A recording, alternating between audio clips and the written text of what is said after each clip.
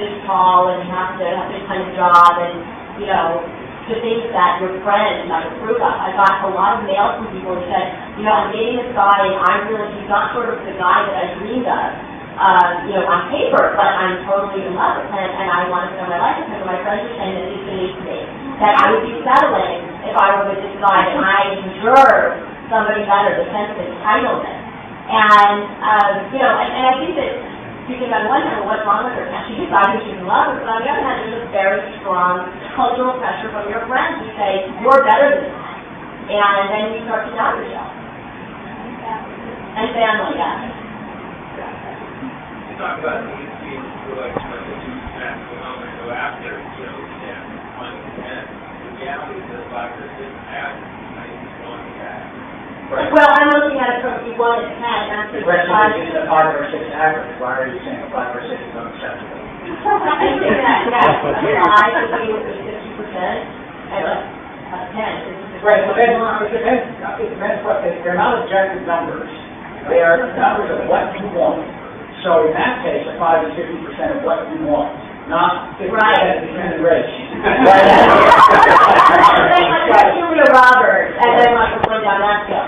It's like if a 10 is everything you want. Being realistic, everything you want. The reality is, if I can think about that, it's like 10 is like you're not over around whoever, right? So no, I think a 10 for most people is like the person who shoots you off your feet, and the minute you meet, there's going to be like a kind of connection, and they don't wait to go on several dates with the person who can see if there's going to be some kind of connection. Well, here the question is whether we're more conditioned by what kind of conditioning the media gives you. Because if you think of a 10 as not a human being that you actually come in contact with, but a fantasy that you see on the screen, and you measure down from there, then, right. Yes. I read your article, I found the article being kind of one-sided, like, much harder for women than men. And I feel like in LA, or actually no, because I'm so either are men are, I think. So, men are just sticky. Why is there men are just sticky, why is this all about men?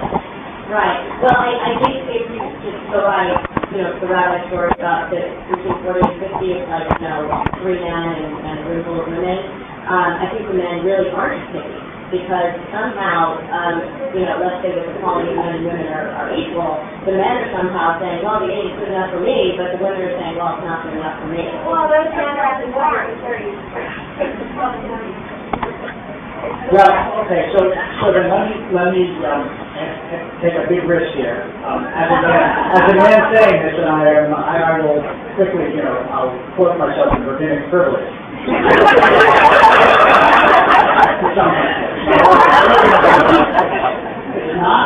really not an issue of whether men or women are fit.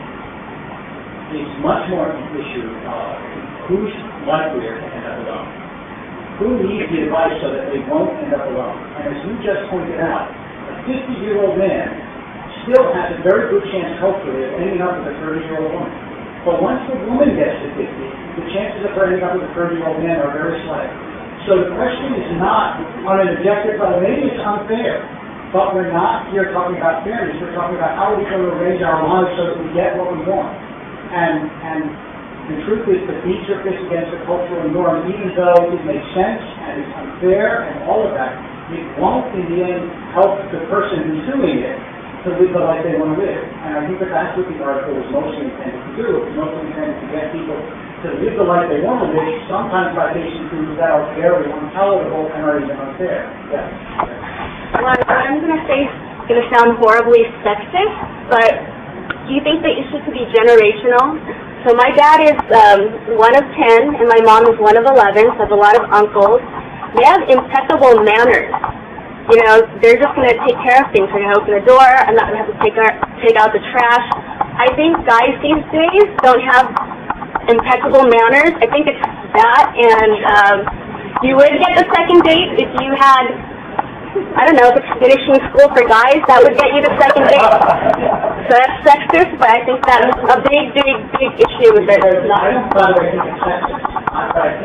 But I think it is in part an expectation that some people have that others don't. It depends what you want. Now you know what you want from a guy. What you want from a guy are manners. But I can tell you that if you ask everybody in the room, that might be some people's list is not the top of others. And what I would suggest, just following what Roy said, is what we want is somebody on a date at dinner. What we want is somebody who treats the waiter nice. That is, but that's, I mean, manners are a part of it, but that's not all. What you want is a genuine kindness. Manners can be taught. Kindness, if they don't have it. Can manners be taught though? I disagree. I open the door. All right, wait. Can we like raise hands, the women here? I think that, They cannot be. there are men who, everybody has their own criteria in terms of like what are the deal breakers for that. And there are certain things that, maybe for you don't want to have to teach somebody that. Maybe for you want someone who comes with that. And that's what you're going to be looking for. I do think that there is some truth in what you're saying in terms of, I think because men realize that, they do have it easier. I know that it is hard for men too. I have a lot of single male friends who will, speak to that. But I do think that, women, I think that men don't necessarily have to put their best foot forward in a way that maybe, they used to when our culture was a little bit more polite. Do you think manners we equate it with security though? So it's someone that's going to take care of things or not? Consideration. Manners are largely community. Manners are largely functional things. They really are. Of upbringing? If you were raised in a home where you were told to eat with a knife and fork as opposed to, say, just putting your face in your food, then you're likely to be able to So, and that's generational. And that's also, people don't dress the way they used to dress about people are going in airplanes. It's a different society. So, yes. I don't know if people hold it can work, but in your article, or in research for your article, you talked to a lot of married people, couples, men, women, kind of thing. So, and I was talking about this with my friends. Do you find that a lot of people are just, there are people that are happily married or more like satisfied to be married, and then there's like unhappily married? I mean, what was the spectrum of what you talked to? Is it more in that middle range, and that's kind of what you're... I'm happy with marriage. Yeah. I think there was a range. I think for divorced people, I talk to people who are, less satisfied in their marriages, people who are more satisfied in their marriages, people who are thrilled to be in their marriages. But I think that's just a moment in time. I think that in general, what the article speaks to is that marriage is, there's an ebb and flow, and you're going to go through good times and more difficult times, and it's not just, the courtship is so different from the marriage. Not that, the courtship's like the launching pad. It's like you have that connection and you have that time when you could, have these lost weekends and stay up till whatever hour and, you can have any responsibilities, and then the marriage is going to be very different. But if you didn't have that launching pad, then it might be more difficult. But, no marriage that, there was, even the very happily married people talked about difficult times in their marriages, and that's something that, again, when we're dating, you have to think, who do you want to go through those difficult times with? Is it the charming guy Mr. Big, or is it Aiden, from Sex and the City? And I personally would rather go through it with Aiden. We're around to that. I believe that God created all women and all women are 10. That's from the start. I think it means that the spark, the divine spark that occurs. I believe that the unity of marriage creates that spark. The meeting of two people, souls create that spark. The question I'm having is most people don't capitalize on the opportunity, given that they're critical in nature.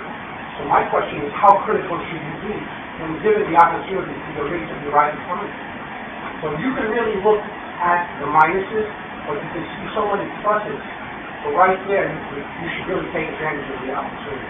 Well, I think that's right, because I think that, one of the things that a lot of people who, will call it settling, who are very happily married said, is that, they really saw the person for who he was as opposed to for who they wanted him to be or who they hoped he would be, and he ended up becoming the person they wanted him to be or hoped to be, not because they changed him, but